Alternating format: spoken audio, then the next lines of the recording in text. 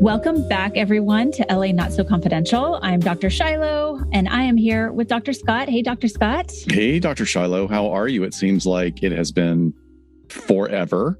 This has been a wild month. We've been so busy.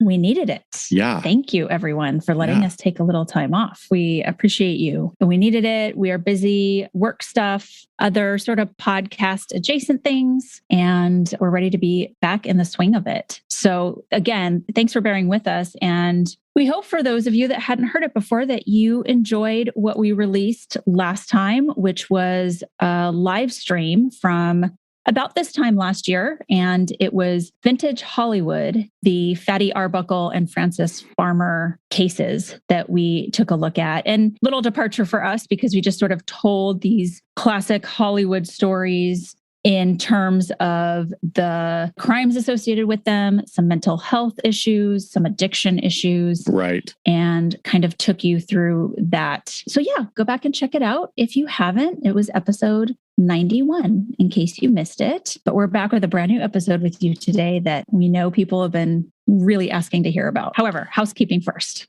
Well, I was going to add on to what you said, Dr. Shiloh, about last year's episode, which was also last week's, is that the mental health issues have really a lot to do with the episode that we're putting out today, because Frances Farmer was considered likely to have a diagnosis of bipolar disorder, or maybe she was just an independent woman. And that's what we did, is we diagnosed inappropriately women at that time. And then also there was sexual assault that occurred in Fatty Arbuckle's case. So the pressures of celebrity certainly had something to do with those two examples, as they will today with what we're talking about. But going forward, housekeeping, we are gearing up for Crime Con. We've also narrowed down a date for another Hollywood true crime walking tour with our wonderful friends over at CLA in a Day. Patreon members get first look at the details and first dibs on reserving spots. We are looking to have another big group like we did last time. It was a blast. I think that I was not expecting our tour guide to be as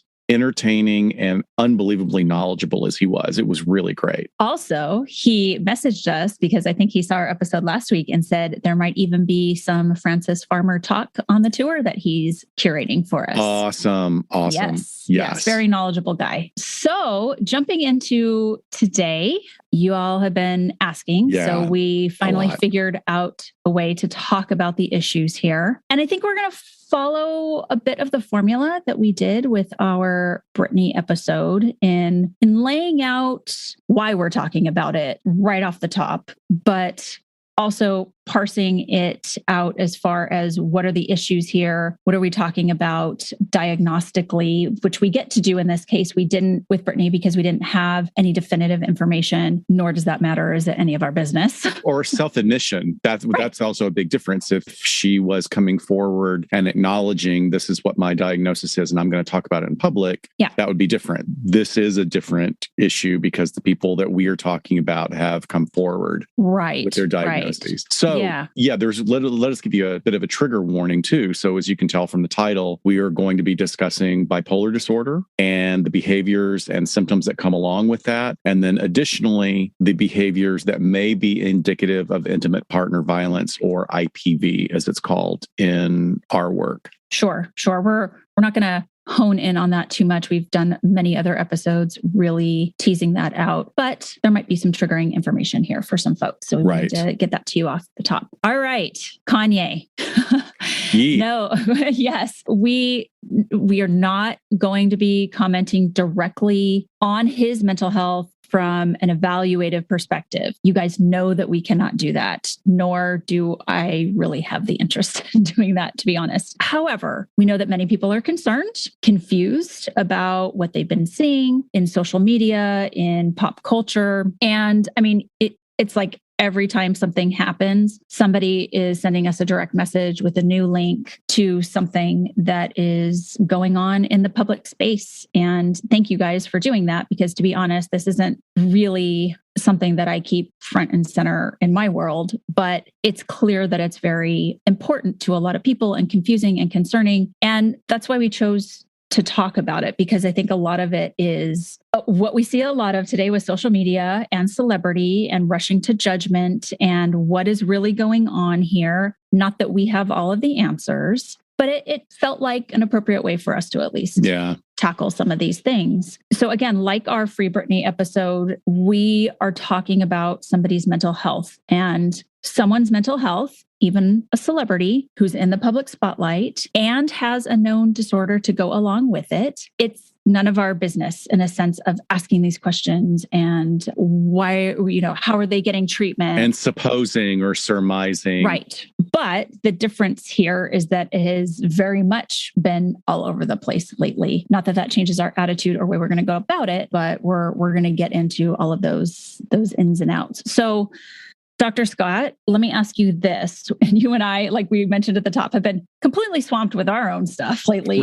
Right. But what do you think the draw and the interest has been in this case? Kind of unlike anything we've seen, at least recently, I think. Yeah, I guess I would say I don't know if it's necessarily a lot unlike anything that we've seen. I do think that there is a contrast that we're going to get more into about how we perceive men versus women in situations like this. But look, what we've got here, this is the way I've been framing it, is this is a case with two very high visibility, high influence celebrities who have both lived for years pretty much in echo chambers, supported by a lot of money, a lot of success. Kim's fortune has been made on the machinations of social media, supported by where all of us are as a culture. We, whether you like her, hate her, whatever, any energy you put towards Kim Kardashian only goes to support what she is. And I have no judgment about that. I mean, I do sometimes, but like from a clinical and from a professional level, it's like, well, this is just what the world is, right? Keeping Up with the Kardashians was on for 20 seasons over 14 years. And while reality shows are by no means real, folks, and I wouldn't think that any of our listeners would have fallen for that at any time, Kim and her family have been a major influence on the culture of celebrity, where an individual becomes famous just for being famous. And in this case, became famous because of the release of a sex tape. Again, I don't have any judgment on whether somebody films themselves. I don't understand necessarily the release of it. It sounds like it was not necessarily a planned release, like some releases happen today, but it happened. And she was able to carve out a path from it with the help of producers who thought it would be interesting and create an audience. Again, whether you like it or not, she's clearly successful by the metric of economics and finances. Her current listed worth is $1.8 billion.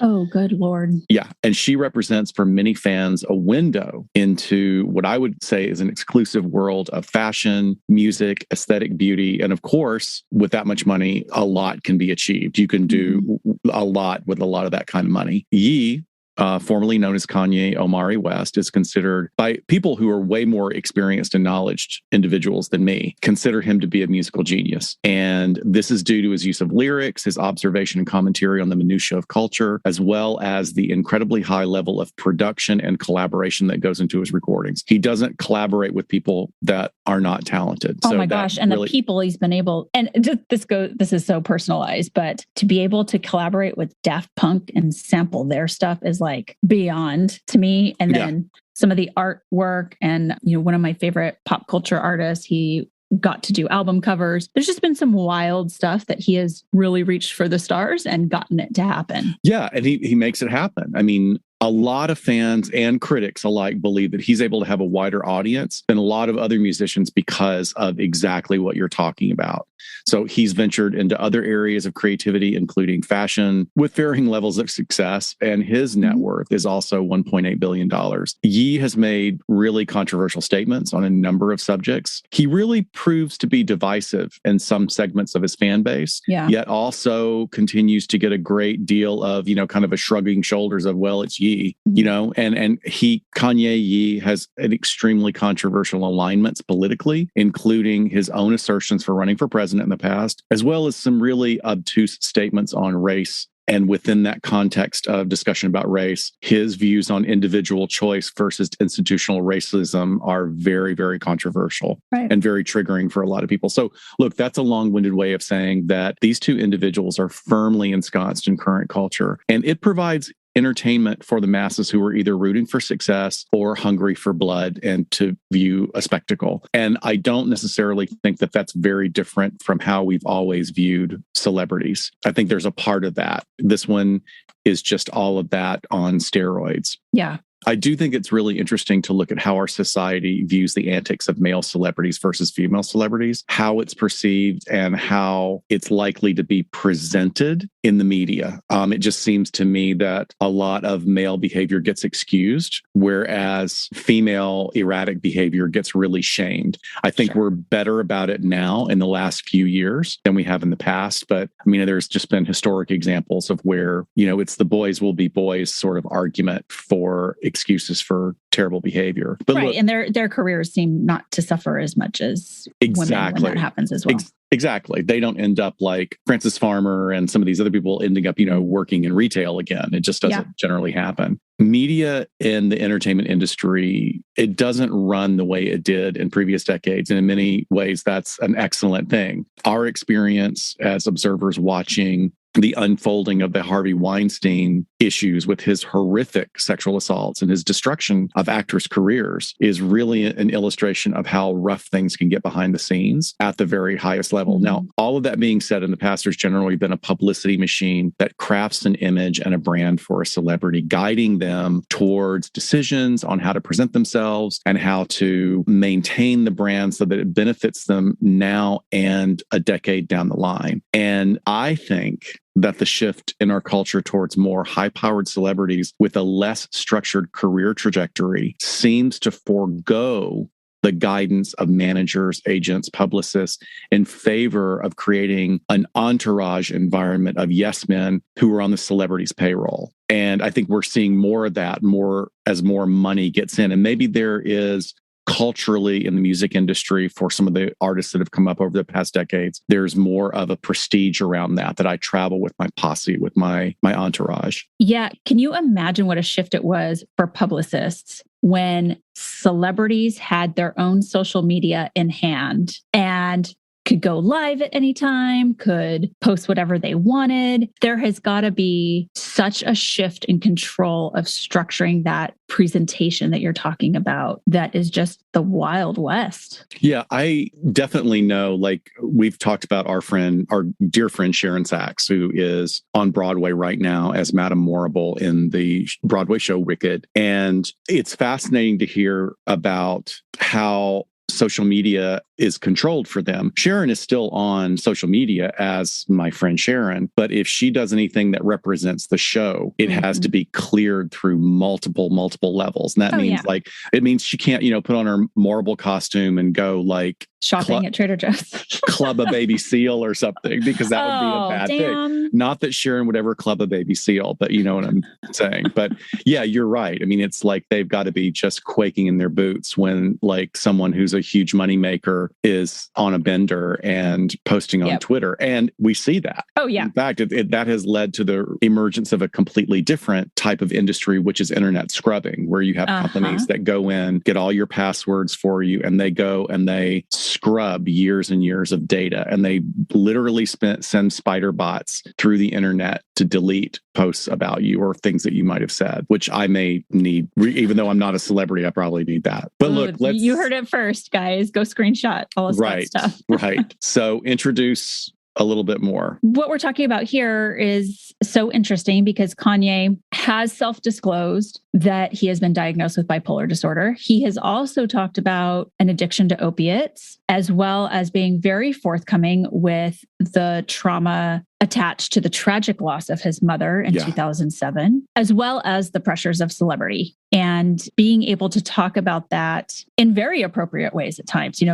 This is not a person that is just sort of acting out or out of control or in the midst of, some of his episodes. He's been able to articulate some of these things very, very well. And a huge, in bold, underlined red font, I want to put here that by no means are we indicating bipolar means dangerousness or means that anyone diagnosed with bipolar disorder has even tendencies to be violent or dangerous or threatening. So, when we get to talking about some of the concerning behaviors, just please don't misunderstand us there.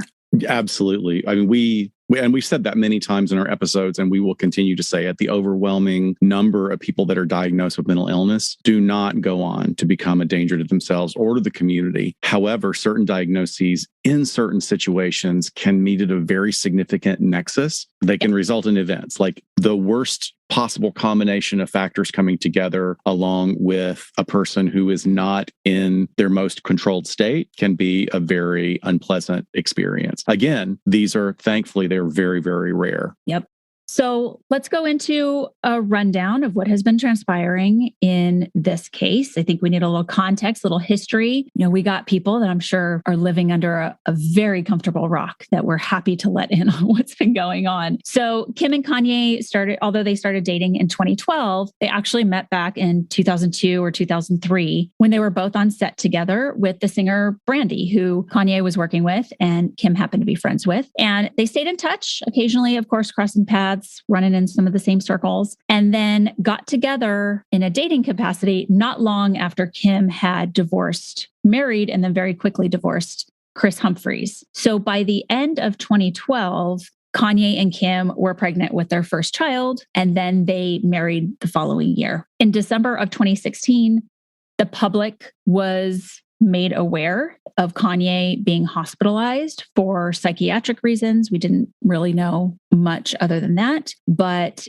Kim was supportive through and through. There, of course, were some rumors of some stressors in the relationship, but I think to myself, well, yes, of course, being in a partnership, being a family member of somebody with a mental illness is incredibly stressful and tough on relationships. So I wouldn't expect anything else, to be honest. And then in August 2018, Kanye ends up making headlines for a series of really controversial comments, bizarre Twitter rants. Some of this is just rising to the platform of social media on a more consistent basis. He and Kim go on to have 3 other children. And then in July 2020, I think this really was a pivotal point where this got onto people's radar because Kanye announces that he's going to be running for president in 2020. And during his first rally, which is in South Carolina, which is recorded by people's cell phones, you can YouTube it if you like, he's on a stage talking and he reveals a very private, personal family matter between him and Kim. And that was just a pivotal moment where then I think Kim and her family said, we have to sort of address this because that wasn't cool for him to talk about that. And after we get a little bit more into bipolar disorder and what manic episodes are, I think it should be really clear that this is probably what was going on for him at the time. But I think it's important because I want to read the social media post that Kim put out after this incident, although I'm sure troubling and not great to have your husband talk about some of these things in public. She came back with what I thought was a really beautiful post where she says, quote, "As many of you know, Kanye has bipolar disorder. Anyone who has this or has a loved one in their life who does knows how incredibly complicated and painful it is to understand. I've never spoken publicly about how this has affected us at home because I'm very protective of our children and Kanye's right to privacy when it comes to his health. But today, I feel like I should comment on it because of the stigma and misconceptions about mental health.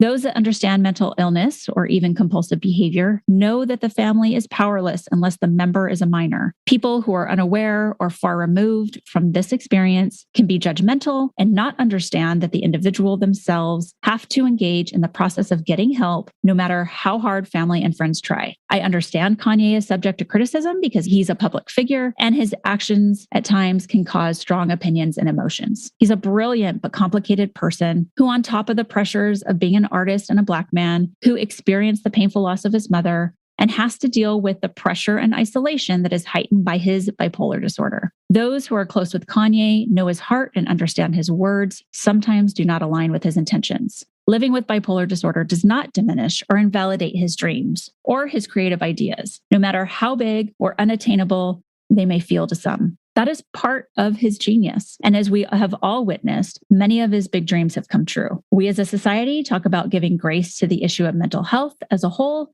However, we should also give it to the individuals who are living with it in times when they need it the most. I kindly ask that the media and public give us the compassion and empathy that is needed so that we can get through this. Thank you for those who have expressed concern for Kanye's well-being and for your understanding with love and gratitude, Kim Kardashian West. So I think it really gives insight into a family member who's educated on this, a family member who has experienced the struggle, but also it's giving us a window into what it's like for them being in a fishbowl that they live in. Well, and just asking for some compassion. I like how it's constructed. I like how it flows. There's a great organization to it. It's a great practical message. I also am pretty sure, of course, I don't have any evidence to this, but from my comparing that to some other things that she's written, I would think that she got a lot of guidance from someone who is a professional and absolutely knows what they're talking about, which is okay. And that's one of the things that I would want to say that, I think she's doing right in this moment is anytime you're in this situation,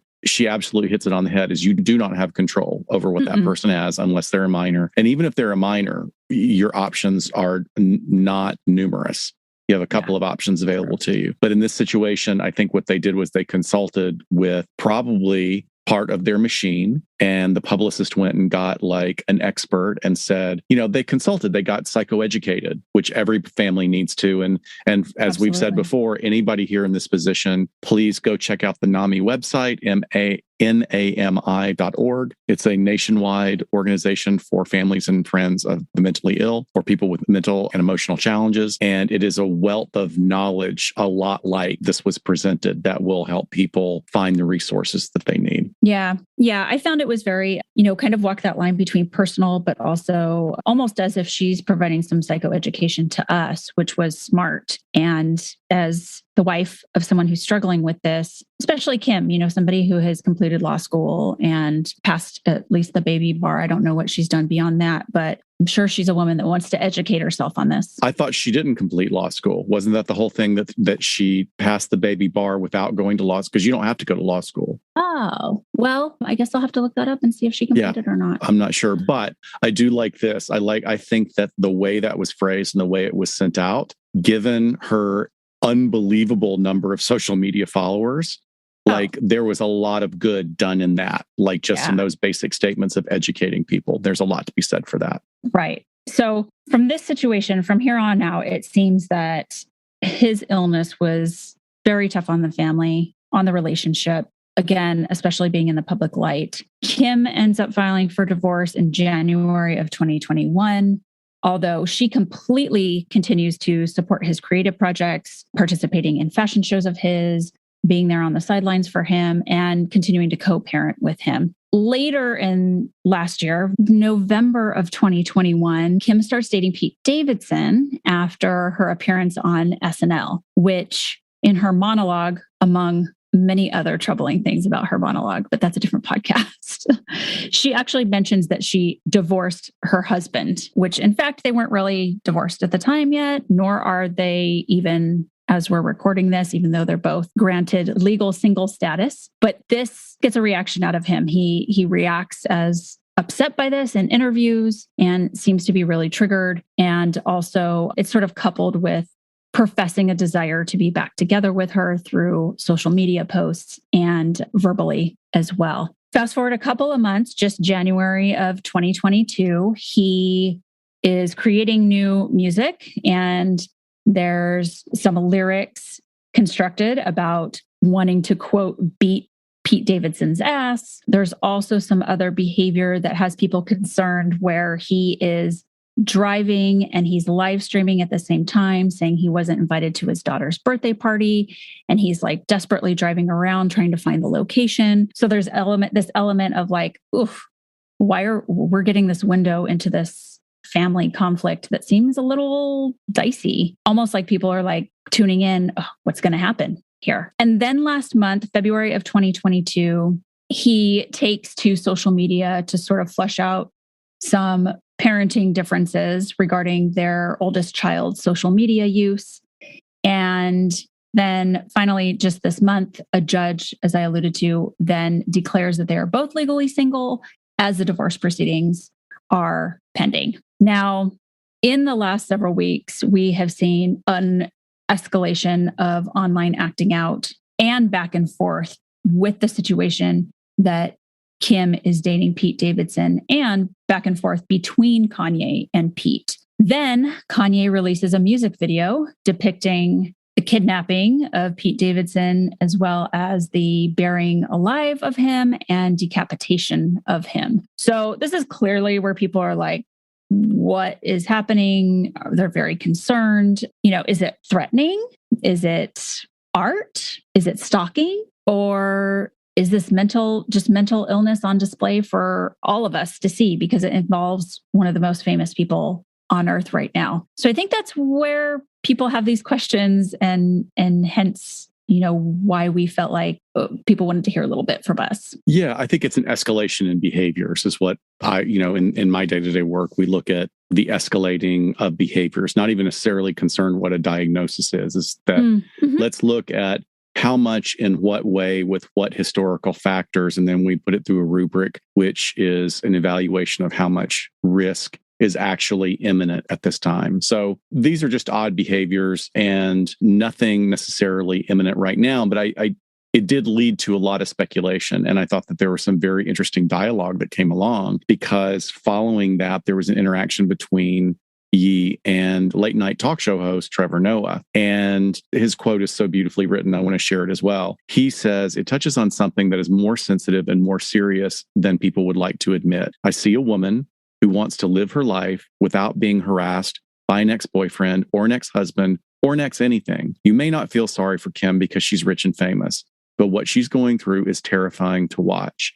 And it shines a spotlight on what so many women go through when they choose to leave a toxic relationship. What we're seeing here is one of the most powerful, one of the most rich women in the world, unable to get her ex to stop texting her, to stop chasing after her, to stop harassing her." Now, I'm going to go on with some more back and forth, but I will say it is more complicated than just that simple sentence because they do share children. So sure. That's complex. But he's making a great point. So Yi challenged Trevor on Instagram, calling him a racial slur, which earned him a 24-hour ban from Instagram. And then Noah went on to respond to that directly to Yi and say, "There are few artists who have had more of an impact on me than you, Yi. You took samples and turned them into symphonies." And then Trevor Noah went on to say on Yi's Instagram post, before offering several other specific ways the rapper's work had influenced his life, he says, "You're an indelible part of my life, Yi, which is why it breaks my heart to see you like this. I don't care if you support Trump, and I don't care if you roast Pete Davidson. I do, however, care when I see you on a path that's dangerously close to peril and pain." And he goes on to say, as a society, we have to ask ourselves questions.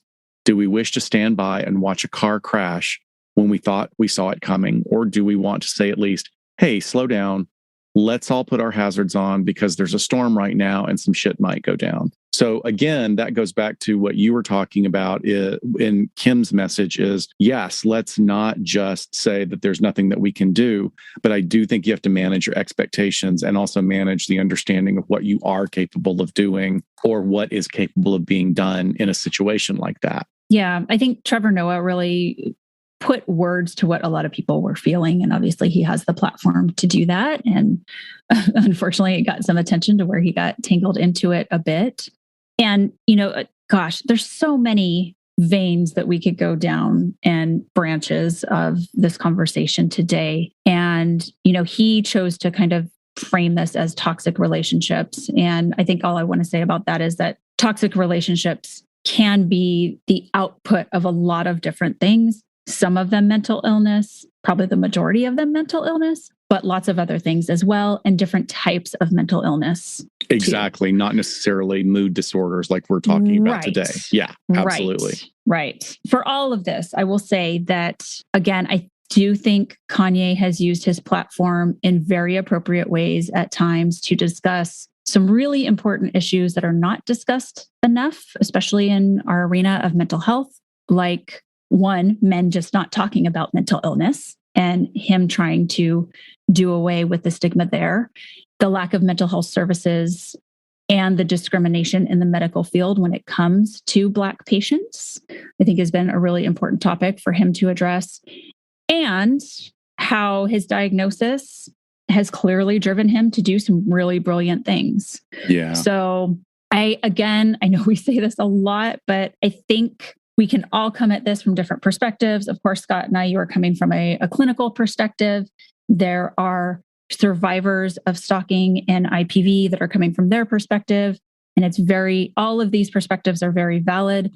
We encourage everyone to critically think about this and not just sort of compartmentalize and put certain diagnoses or actions in jars on shelves and say, okay, this is just that. It's much more nuanced. Absolutely. And an umbrella over all of that is that if you find yourself in a situation with someone who is not able to treat you with respect and create safety for you, and in fact is undermining your sense of safety, then it is incumbent upon you to get out. And that's a parsed conversation as well, because I understand that like some people don't have an ability to get out. However, your view of what you have available to you when you're under stress is going to be very limited. And ultimately, you have to make a decision on, do I live or do I choose to stay in this where I'm going to be in danger?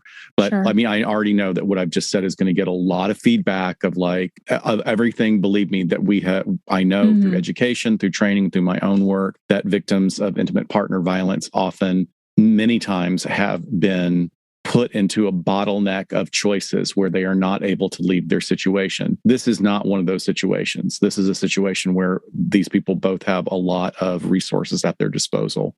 And we're not even saying that it escalates to that. So, but let me get some basics down about bipolar disorder. Bipolar disorder is part of a classification of diagnoses called mood disorders. And bipolar disorder involves periods of depression matched by periods of emotional activation that can last for days or weeks. Mood shifts in bipolar disorder do not occur within small time frames or a few hours. So I really wanted to put that out there because I really get tired of legit mental challenges, mental illness issues being co-opted as a pop excuse for, oh, I'm so bipolar, or, oh, I'm so that's not how it works. It's not a quick, within a couple 30 minutes shift of moods. If I had a dollar for every time a client has come to me and just been like, God, her mood swings are awful. I think she's bipolar. Yeah. I'm like, no. Yeah, it gets said like that all the time, which is not helpful. Look, and the emotional activation that I'm talking about is generally framed as what we would quote unquote call abnormally elevated happiness, which is not an accurate picture for many individuals who are diagnosed with this disorder. The periods of elevation can begin with expansiveness and feeling larger than oneself, but it can also include irritability, an overassumption of connectedness with others, of connectedness with concepts, experience, ideas, and religiosity. So depending on the individual and the situation, a full-blown mania can develop with associated symptoms of delusions, which can be themselves grandiose, persecutory, hyper-religious, and bizarre. Yeah, not everyone with bipolar experiences the same level of symptoms or the same trajectory at all. I mean, it's so varied. However, in certain circumstances, manic phases can lead to psychosis, like you're describing these delusions. A very important thing to note here is that an individual experiencing a manic episode generally lacks the insight into their mania and then exhibits extremely poor judgment regarding really their entire perception of the world around them. That's perfectly stated. Historically, or the old term that we had for bipolar was manic depression. Before we got to the DSM standardization. And unfortunately, manic depression continues to be used by some of our professional colleagues who don't stay up to date. No, it doesn't. Oh my God. Yeah, it does. Oh my Lord. With their continuing education units. It's jaw-dropping when you see them use that. But it's also been, it's an older term where, older generations are still more comfortable with saying manic depression because that's what they grew up with. Yeah. And manic depression just kind of calls it what it is, right? It's telling you what the two episodes are. It's not, no, not at all. The periods of mania are usually preceded by a lack of need for sleep for days to weeks. For individuals with the more severe forms of bipolar disorder, the risk of suicide is really high. We're talking over a period of 20 years, about 6% of those with bipolar disorder died by suicide. while 30 to 40% engage in some sort of self-harm. Comorbid diagnoses with other mental health issues are very common. We're talking substance abuse disorders, which, we talked about at the top, as we always do, mental illness not being associated with violence unless there are some other risk factors present.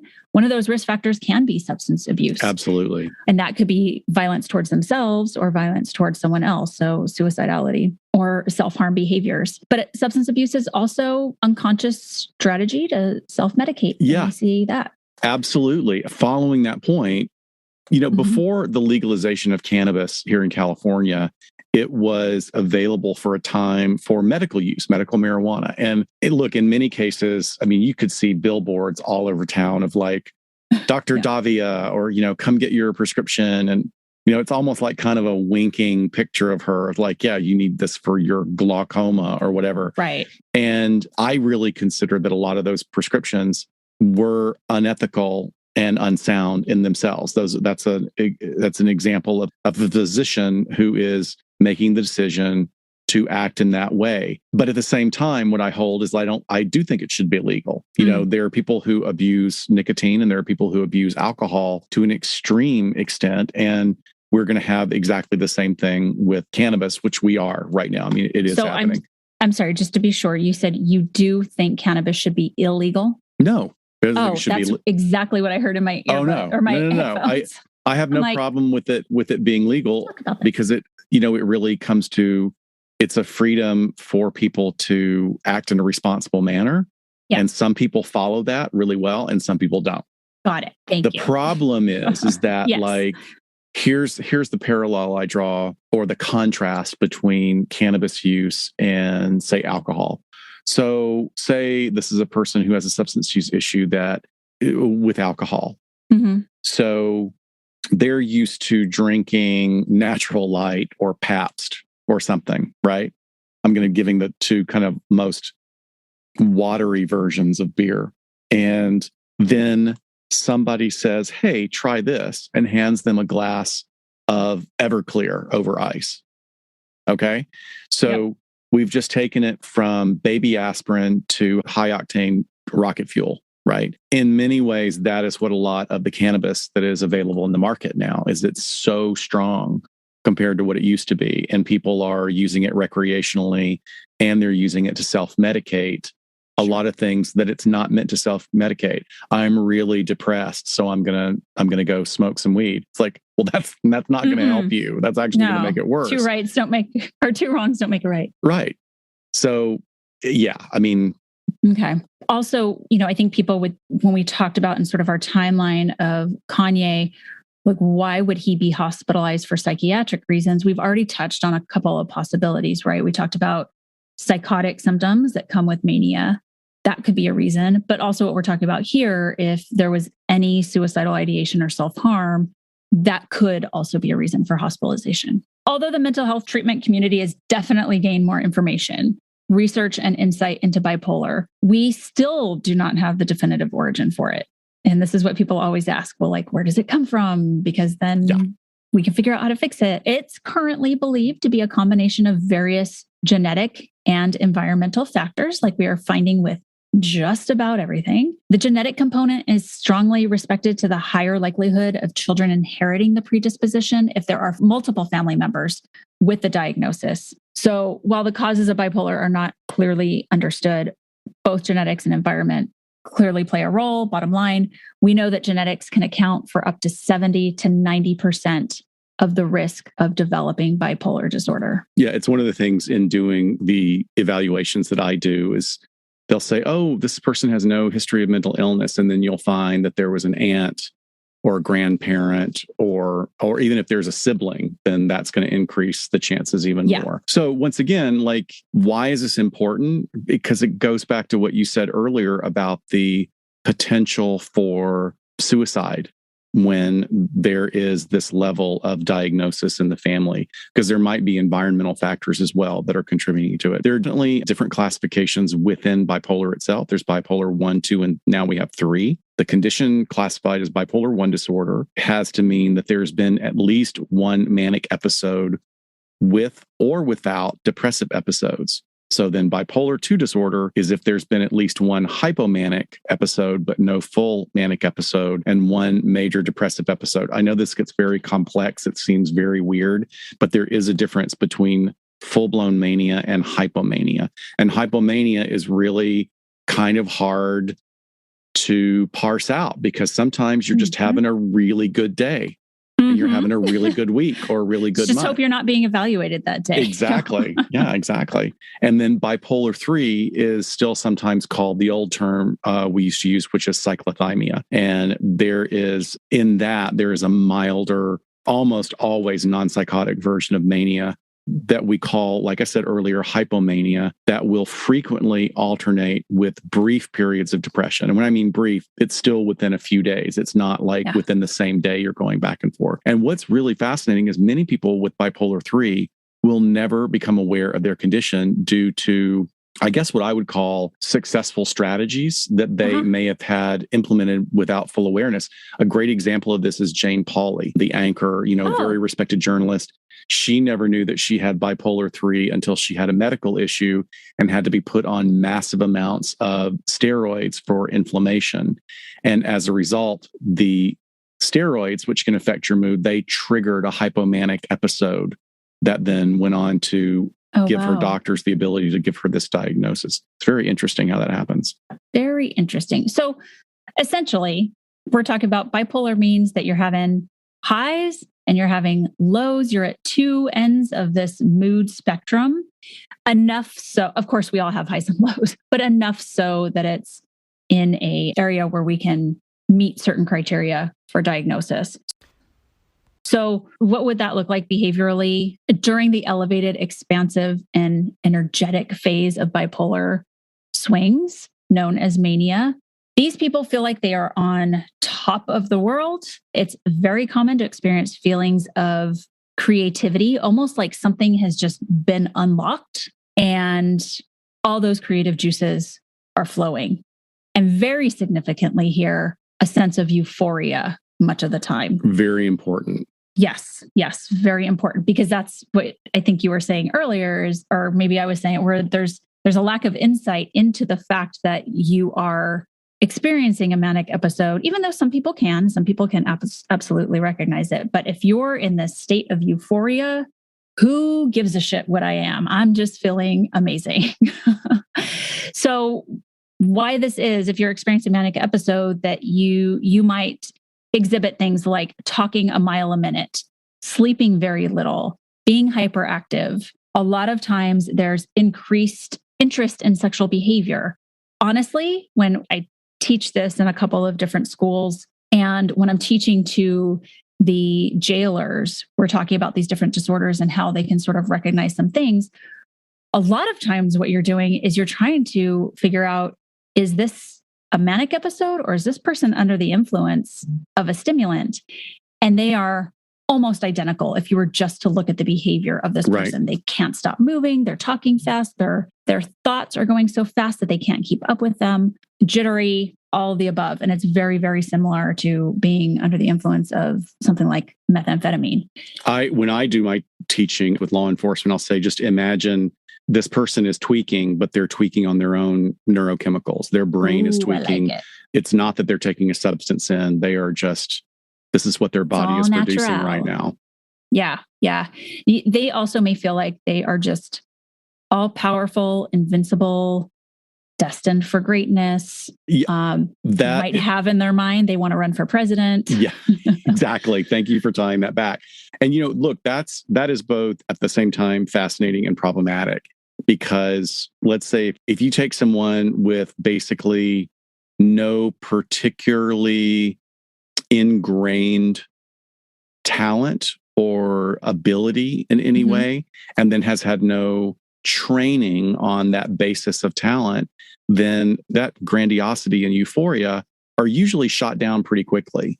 And it's interesting because I will come in contact with people that are manic and they'll be like, I've got the greatest idea for shoes and they're going to have edible flaps so that when you need a snack and blah, blah, blah, blah, blah. I mean, something that's so crazy.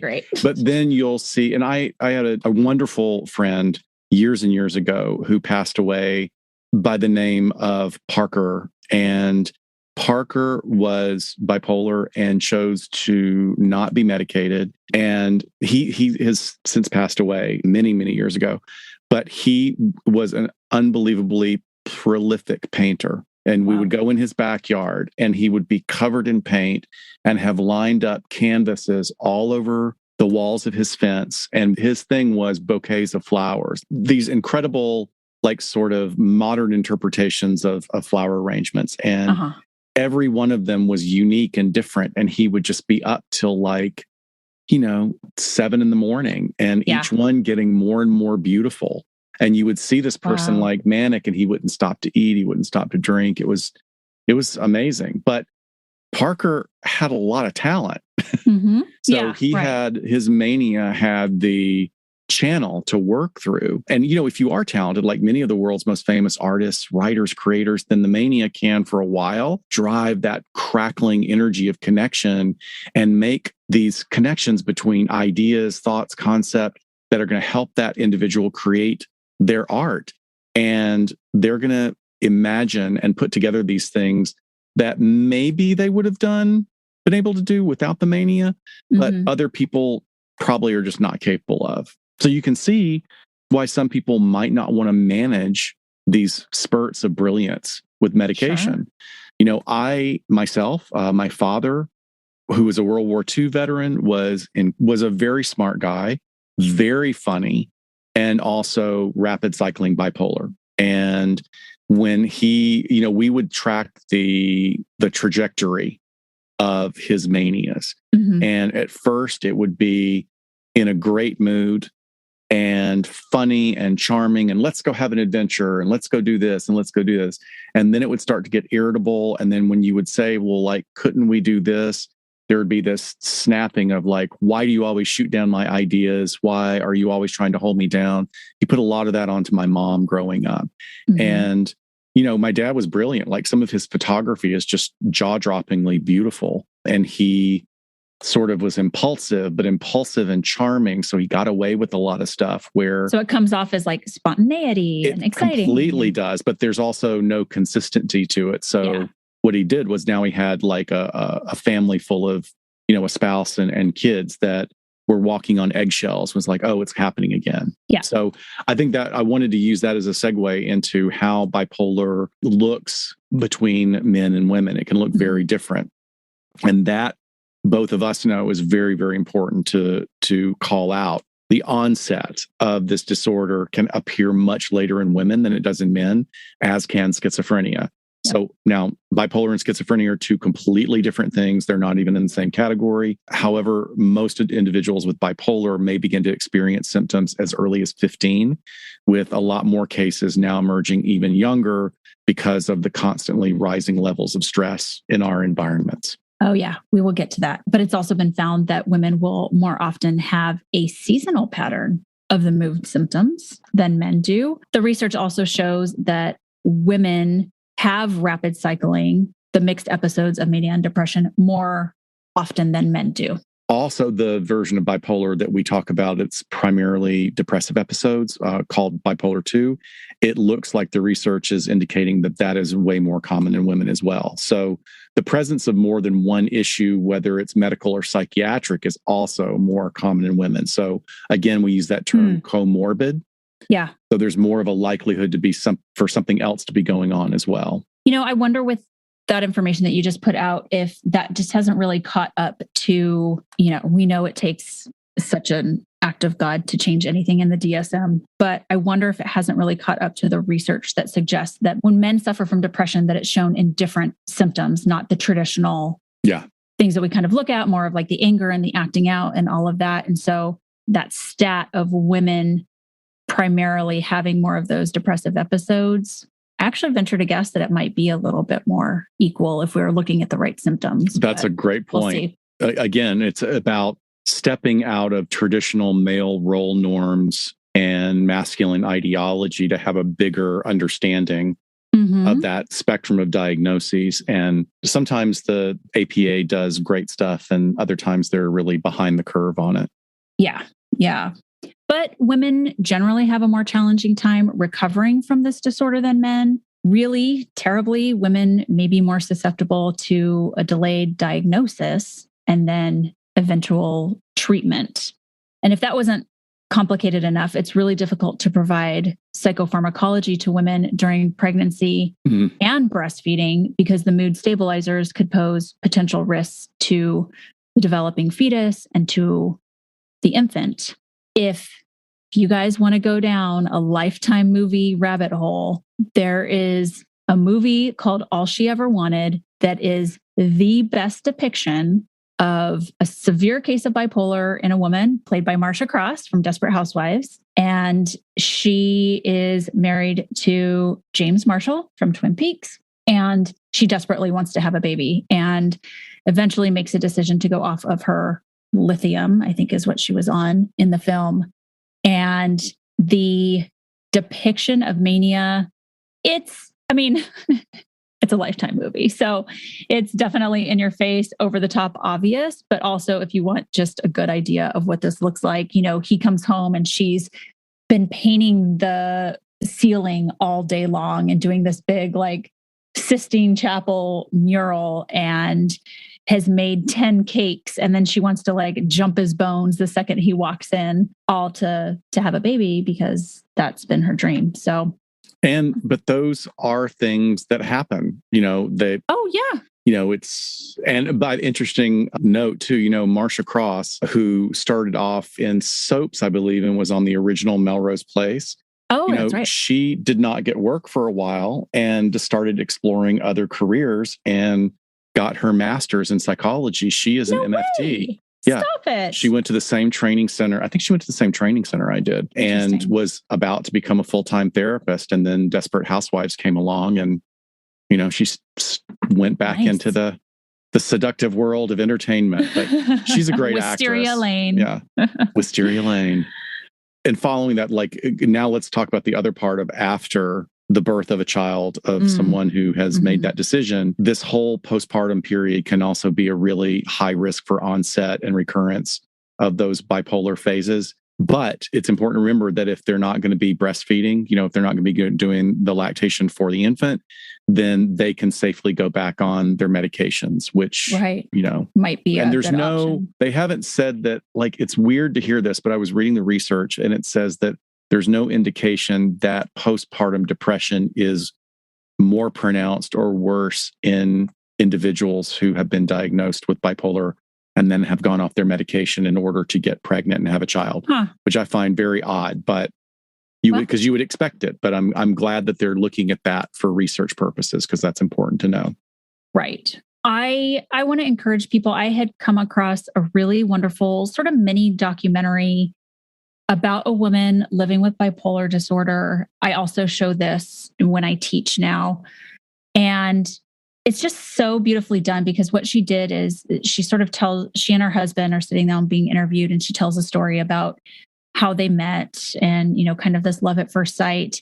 And then all these things were going right for her. She had basically met the man she was going to marry. She was graduating from college and was as depressed as ever, the worst depressive episode, and ends up getting diagnosed with bipolar disorder. But they have done this wonderful, beautiful project. I don't think he's a photographer. I think they went and they found a photographer. But what they did is they made an art project out of all of the different things that she feels. So there's these beautiful pictures of creativity, and it's her with paint splatter all over her. And then there's hypersexuality. She's which is my husband's favorite version of me when I panic. Just these gorgeous, gorgeous photographs. If you go to her website, which is sobipolar.com, and she also has a presence on social media, just a wonderful advocate, but such a cool documentary about how they have taken this thing in their life and put it on display and looked at it head on and figured out, they have kids now and just how this fits into their world and their relationship. And I thought it was just so neat. I wanted to share it with people. I think that's great. Sobipolar.com. I'll put a link right in the show notes too. I mean this in all seriousness. I think you were quoting her when you said, my my husband really likes it when I'm in this phase, right? Oh, absolutely. She does say that. Yes, I was quoting her. It sounded like you were saying it about yourself. And I thought, well, that's kind of revealing. And that's something I would not have known. You're like, Shiloh, let's talk. Shiloh, you're revealing things to me. We didn't put this part in our outline today. What is your best media or fictionalized example that you've enjoyed? I would say that it's definitely Homeland with Claire Danes. So she plays a character named Carrie Matheson, who is a CIA agent. And there's just a wonderful scene that I think is so picture perfect for looking at mania. And it follows the storyline. The storyline of her bipolar disorder goes all throughout all of the seasons because she's a CIA agent and she has this severe mental illness and she has to keep it under wraps, of course, to keep her job. And conveniently, her sister is a psychiatrist. So, she gets to call her sister over whenever she's sort of spiraling. But there's a scene in the first season where there's a terrorist explosion that she's involved in. So she ends up in the hospital and nobody at her work knows about her mental health disorder. And her boss, who's played by Mandy Patinkin, shows up and she's completely manic because she's been hospitalized and not taking her meds. They didn't even know who she was for a while. And she is just like irritability to the 10th degree because the nurse won't give her a green pen to use. And in her mind, she is like, okay, I know how we're going to hunt this terrorist. And she's going 1,000,000 miles an hour and she's outlining it. And she's like, we got to haul ass back to Langley right now. And you just see it in his face. He's like, what the fuck is happening? And he tells her, I can't understand you. You're talking very fast. I'm not tracking with your thoughts.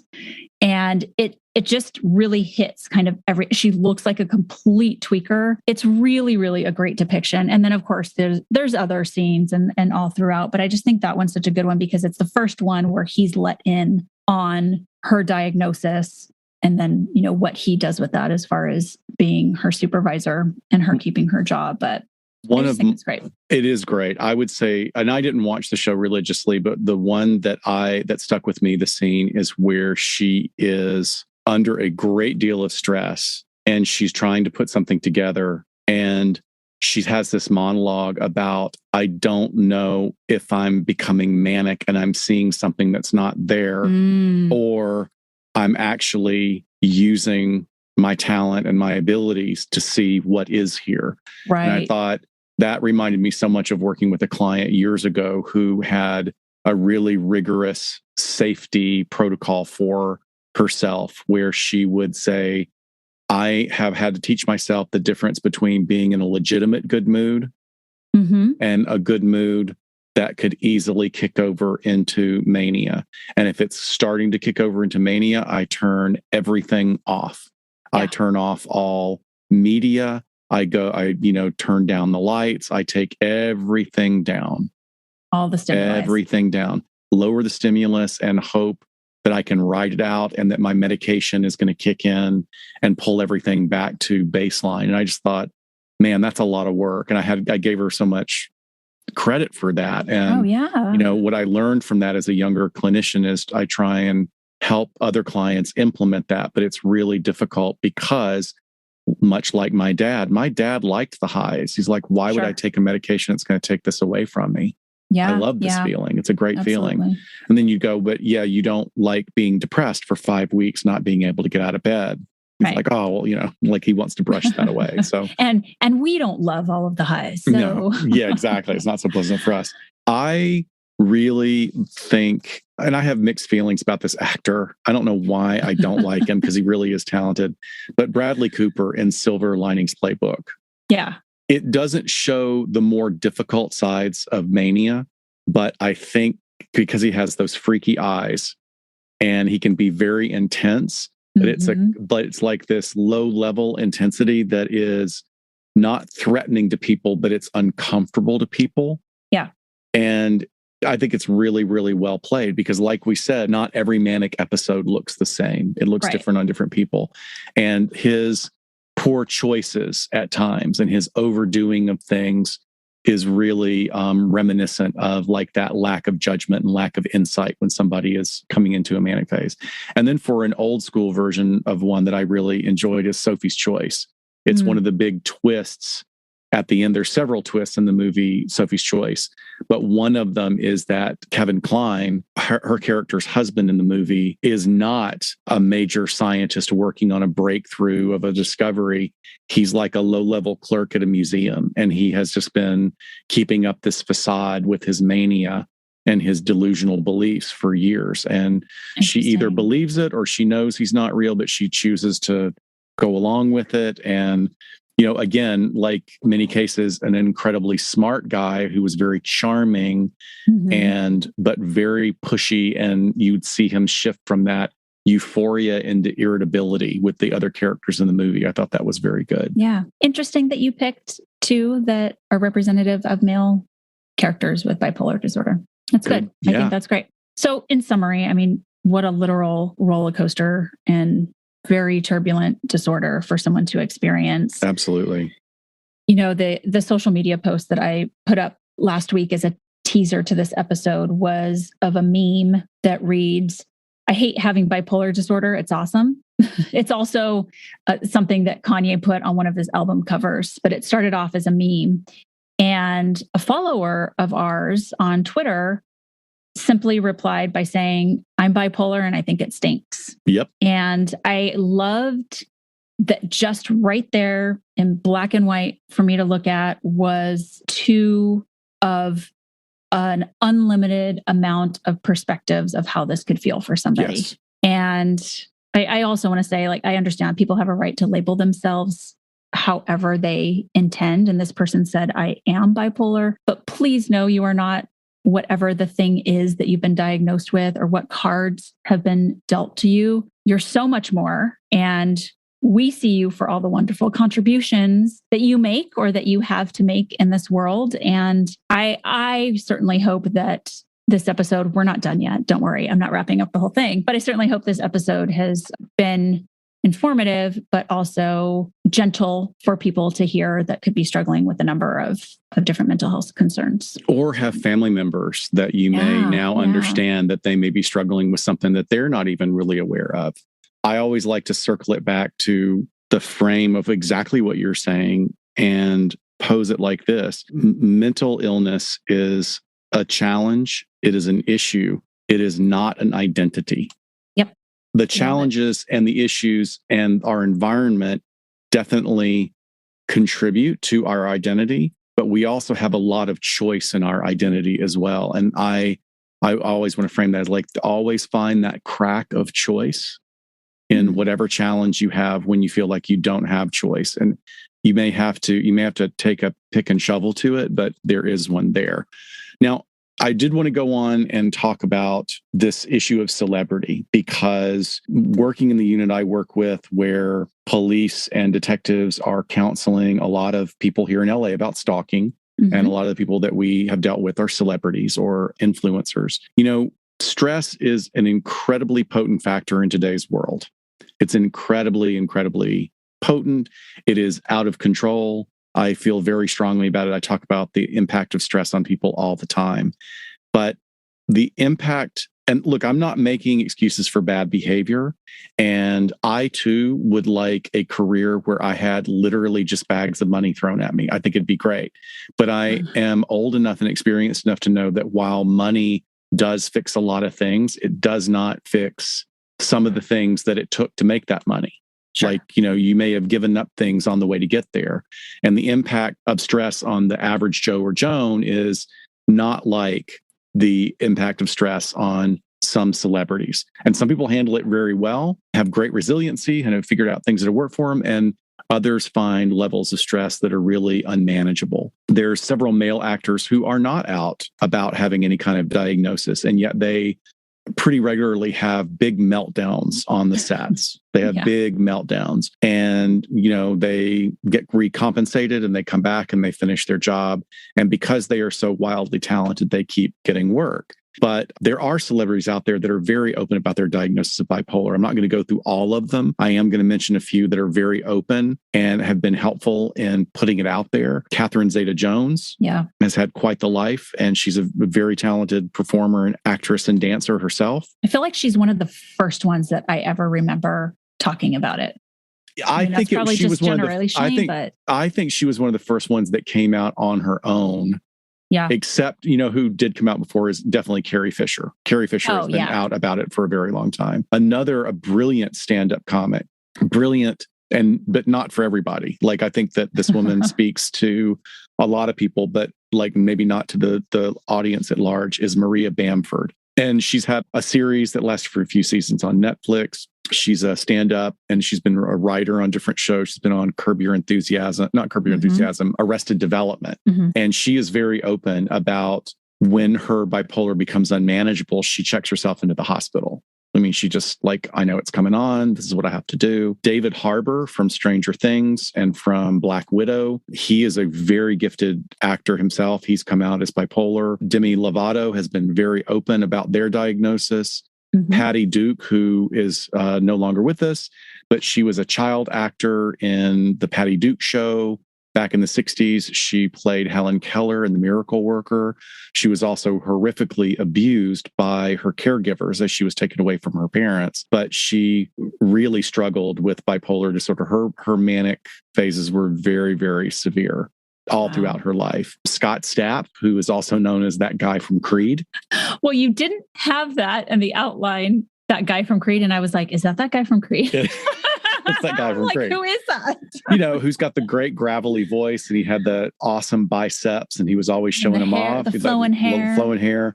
And then he had a really rough time of it that broke up his band and got him in trouble with the law. And thankfully, he is doing much better now. And then another example of a person who kind of had a very quick onset of celebrity is a guy named Jason Russell, known as the Coney guy. He and his wife had done a documentary on Coney, who is the dictator in a small country that was basically stealing children to go make them fight in the war. It was horrific. And it was like the term for him is the invisible children. And Jason was really passionate about getting this documentary made and getting it out. And when it went out, it went viral.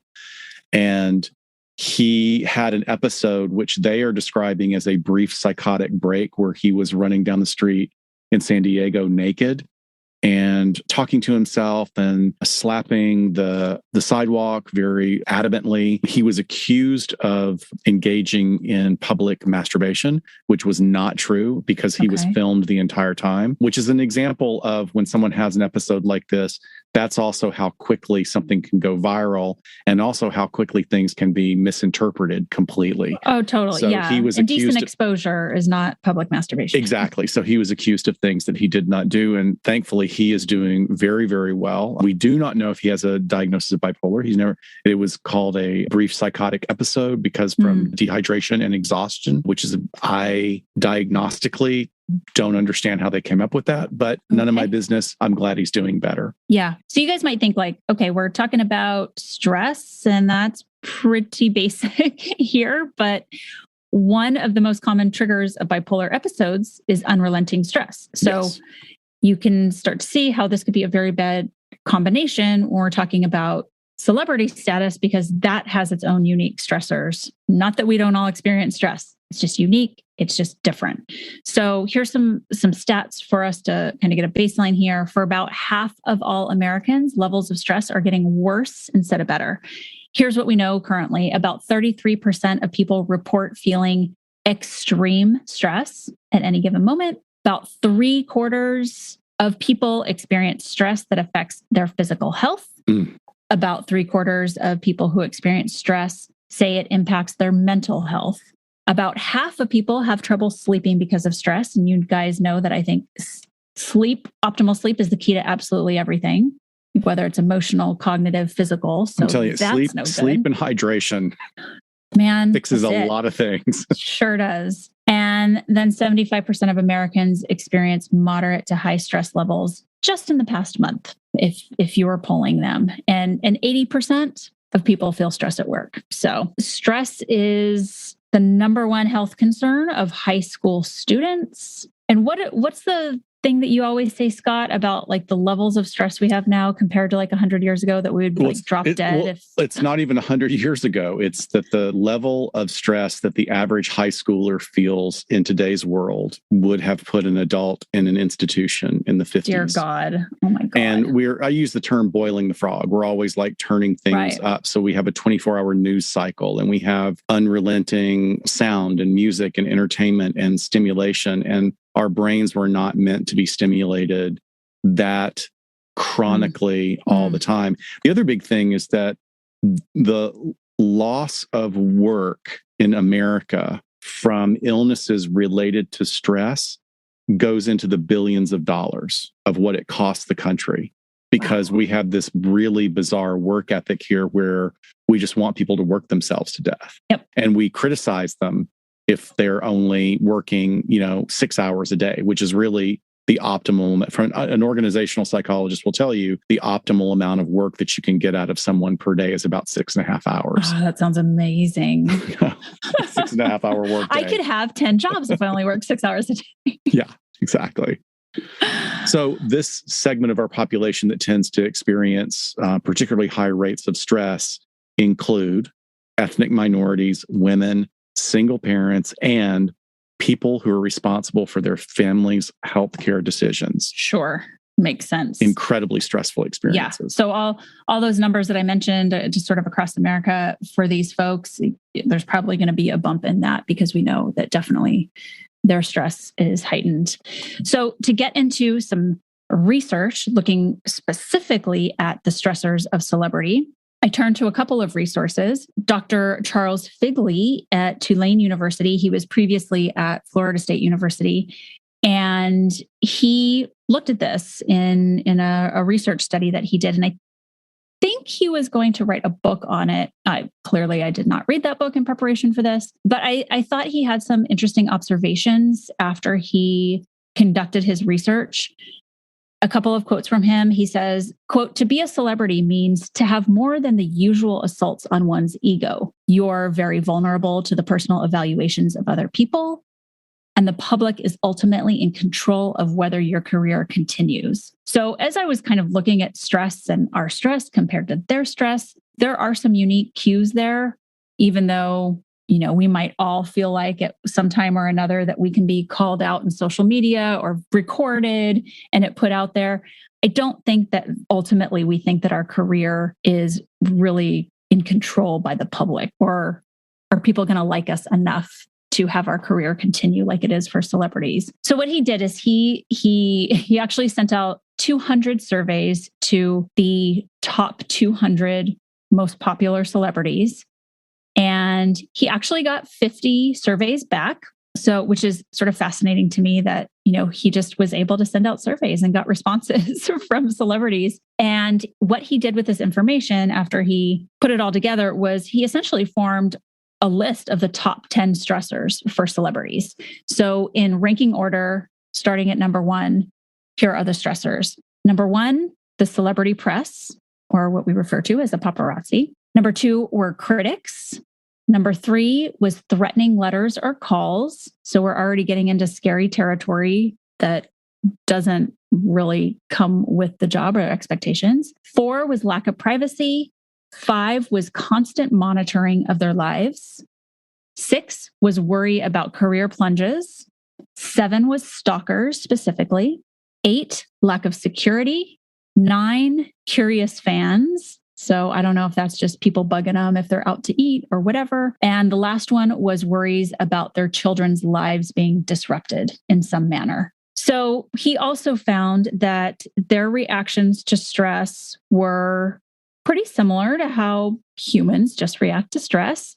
They talked about things like depression, lack of sleep, crying spells, lack of concentration, stomach problems. So they were starting to see this manifest physically. Paranoia, overspending was one of those ways, it sounds like, in which they were coping, but that was one of their reactions. And then lack of trust. And then we also saw self-hatred was something that came up for them. So again, I know I forget what magazine it is, but I look at this and I go, they're just like us. But they've also found ways to cope. And he found that they thought these things were the most helpful to them when they were able to talk to friends or to mental health professionals. Good to hear. When they beefed up their security, they felt better. So having some sense of control of being able to address some of these very specific stressors for them. Having friends outside of the business, I love that. And especially because I work with a population that is so homogeneous, to be able to tell my police officers, hey, you need some other perspective. You need some people that are not living in this world 24/7 to engage and know what's happening out in the real world. I love this as a coping mechanism. Taking ways in which they could protect their children further also alleviated symptoms. Laughing as much as possible. Also finding faith and religion. So having a spirituality element as a coping skill. And here's one that I thought was just hilarious. Getting out of Los Angeles. Like physically having to remove themselves. Yeah, just like, changing the scenery. It totally makes sense. I mean, I need that. And I love this city and I have nothing to do with Hollywood. He also, to kind of hit home is how he was hearing stories of how this would impact the families. He noted one personal story of a well-known celebrity who said that he vividly remembers a painful moment when the family was just going to go out for pizza.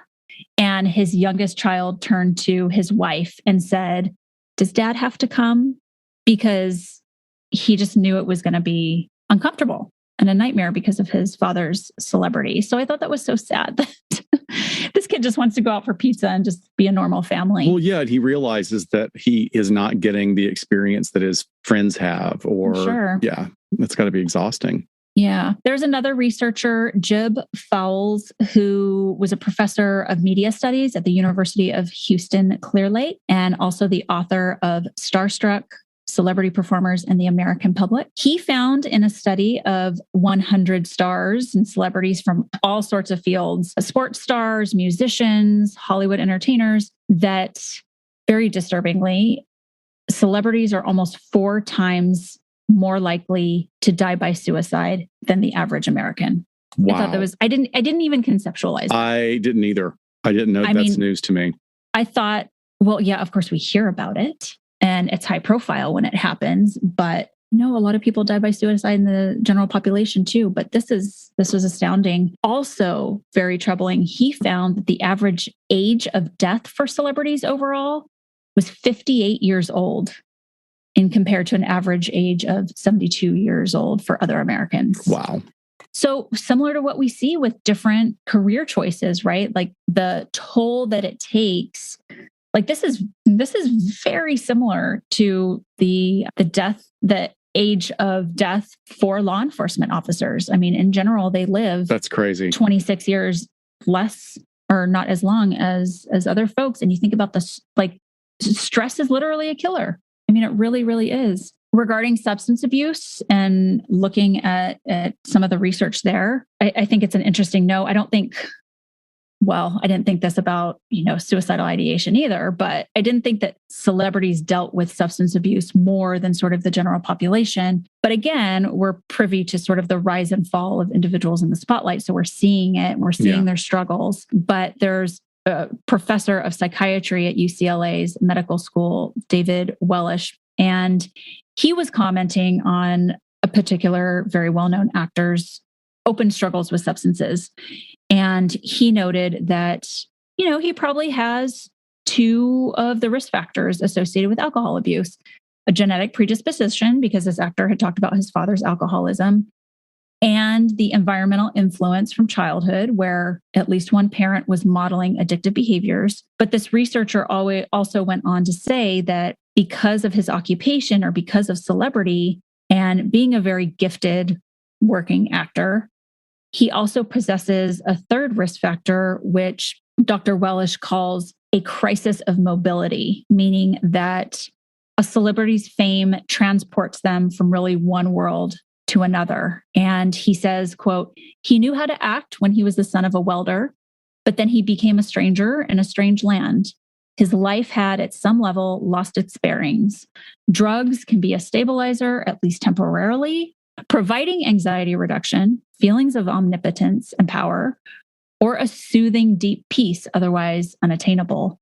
So he's kind of looking at this other way in which, it's a risk factor to be transported either because you're an actor and you're literally, becoming other people, or because you're just being transported into a totally different world, that I thought was so interesting. I think it's also a gentle way to frame that, of transporting. It's more like you're ripped from your world and you're thrust into another one.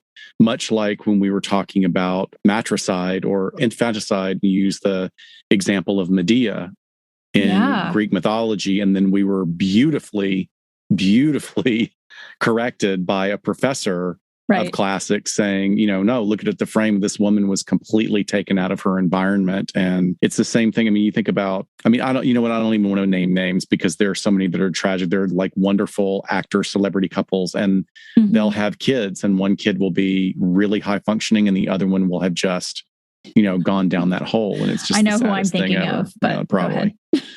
So just additioning, like I was just doing sort of the pop version research of what you did. You got the actual legit surveys, but in looking at sort of the popular media around this, they do say about like the relationship stress is a big deal.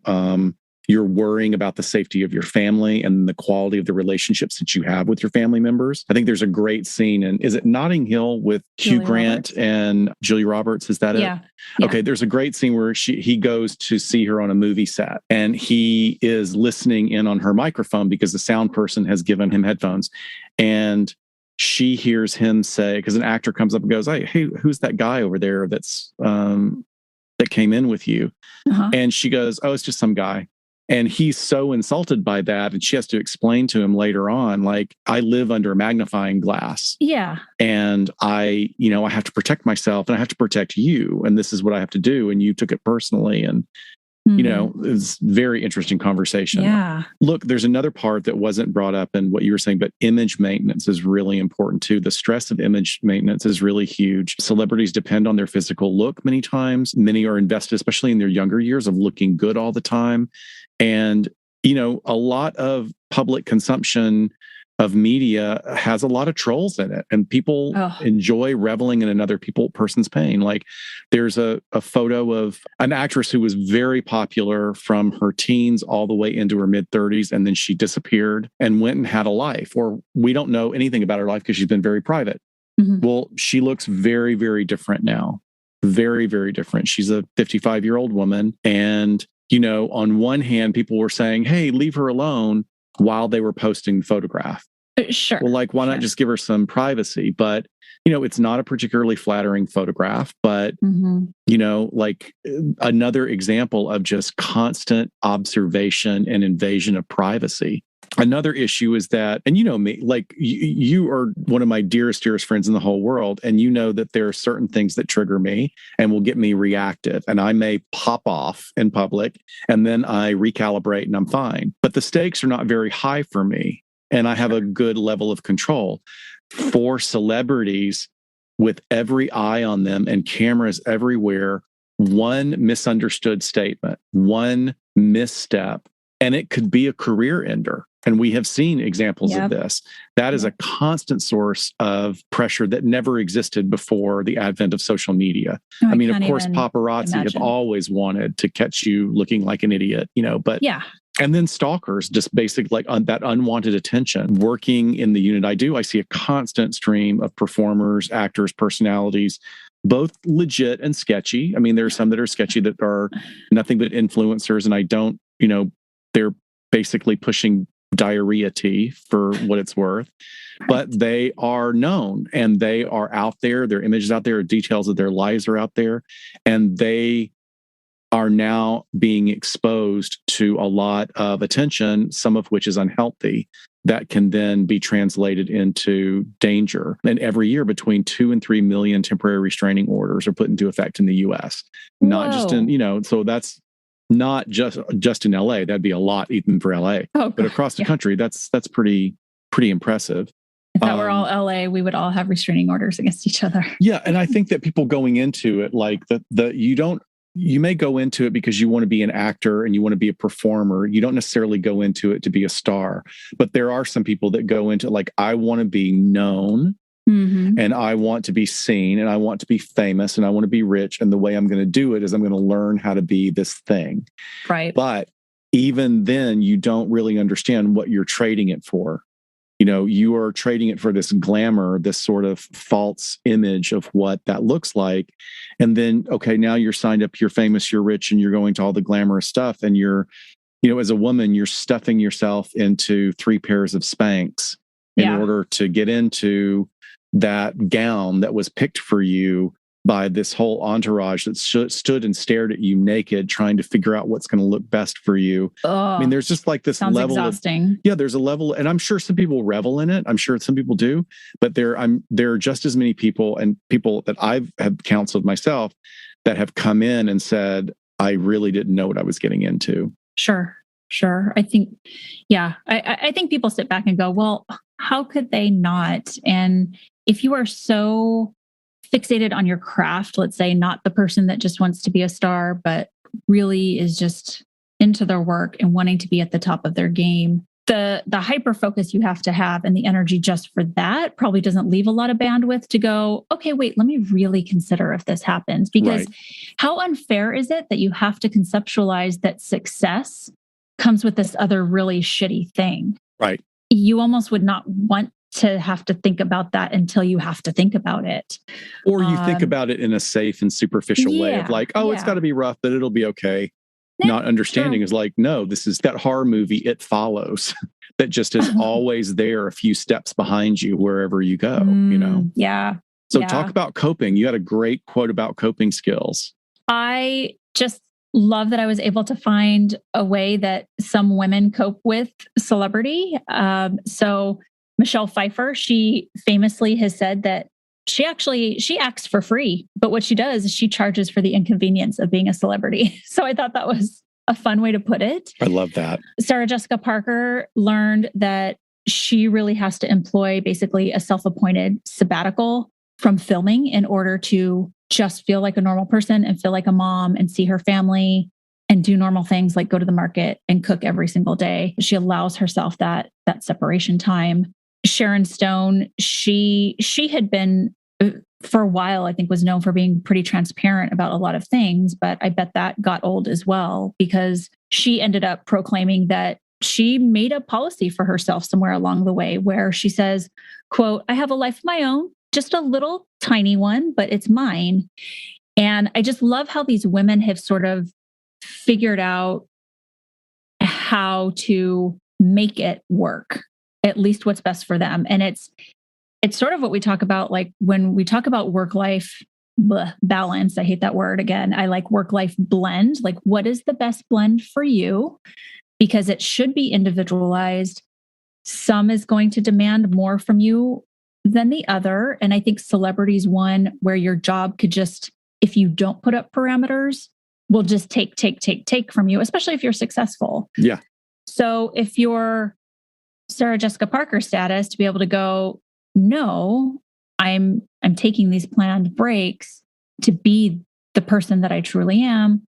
I completely commend that they figured that out. I wish there were, when people were getting into a new movie, or I think we talked about this with child actors, if they could just be set up with like, hey, think about these things. How are you going to cope? What are going to be your mechanisms? How are you going to make this work for you on the front end? That would be really nice.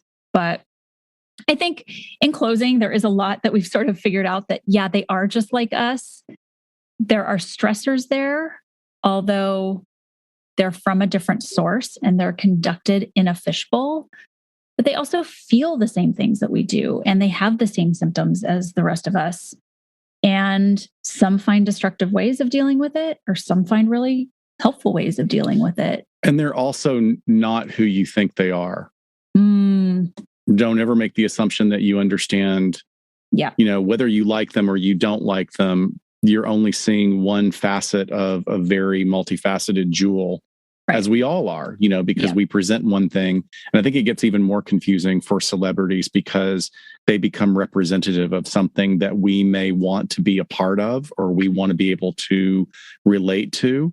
And if we witness them doing something that reflects in contrast to the way we want it to be, we can have a very primitive reaction to that when they're just people. There are people that are, and they might have like crazy views and crazy beliefs on things that you're like, oh God, I don't want to, that's weird, but enjoy them for the performances that they give. Right. All right. We did it. We did it. Welcome back. Yes. It's good to be back and diving into something juicy like this. So we'll have to figure out what we have up our sleeve next. We have 2 more episodes before CrimeCon. So I know we at least want to get something sort of Las Vegas themed in there along the way, but we have a running list. You guys continue to send us your ideas. Yeah. People have such excellent questions and ideas and topics that, hey, we'll be in your ear holes for a while because we got a lot to go through. Absolutely. And check us out. We'll be doing a Get Vocal this week. Yeah. Check us out 4:00 Saturday live stream over on Get Vocal. You can also see it on Facebook and Twitter. We'll be live streaming there. But if you're there, you can't join in the chat room. You can't jump on live with us and chat. So yeah, do that. It'll be fun. All right, Scott, we did it. All right. Thank you, Dr. Shiloh. Yeah, absolutely. We will see everyone next time on LA Not So Confidential. Bye, folks. Stay safe. Bye.